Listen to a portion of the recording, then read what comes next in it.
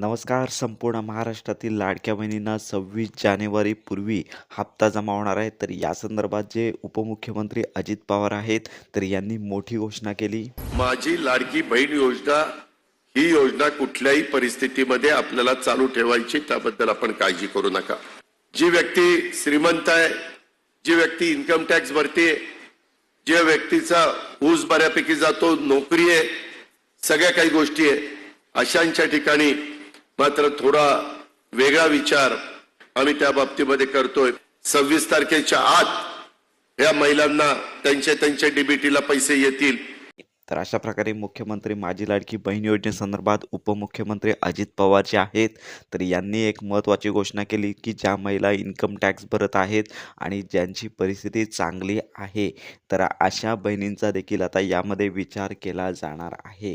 तर अशा प्रकारचं आश्वासन त्यांनी दिलेलं आहे. तर मुख्यमंत्री माझी लाडकी बहीण योजनेसंदर्भात मंत्री आदित्य तटकरे यांनी सांगितलं की संपूर्ण महाराष्ट्रातील लाडक्या बहिणी ज्या ठिकाणाहून तक्रारी प्राप्त होत आहेत त्यांचं देखील क्रॉस व्हेरिफिकेशन होणार आहे आणि सर्वांचंच क्रॉस व्हेरिफिकेशन होणार आहे.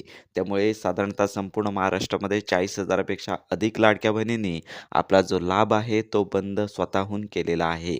त्यामुळे अजून देखील संपूर्ण महाराष्ट्रामध्ये ज्या लाडक्या बहिणी आहेत, तर ज्या निकषामध्ये बसत नाही आहेत, एकूण 5 निकष आहेत आणि अशा निकषांमध्ये त्या अपात्र ठरत आहेत.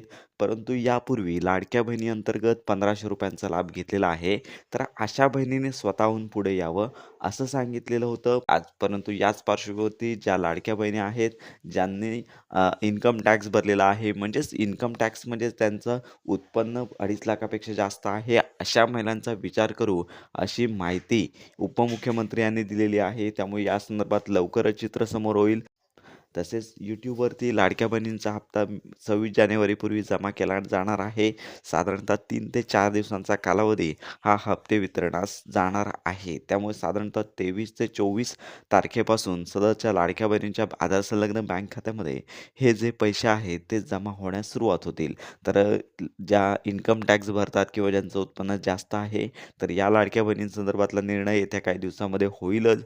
परंतु अपात्र असून देखील हप्ते घेत असाल तर तुम्हाला हप्ते परत करावे लागणार, एवढं कन्फर्म आहे. कारण का त्याची व्हेरिफिकेशन देखील होणार आहे आणि हेच व्हेरिफिकेशन कायमस्वरूपी सुरू राहणार आहे. तर अशी माहिती ती मंत्री आदित्य तटकरे यांनी दिलेली आहे. तर अशा प्रकारे मुख्यमंत्री माझी लाडकी बहीण योजनेसंदर्भात सर्व आणि खात्रीशीर अपडेट आपल्या चॅनलवर दिल्या जातात.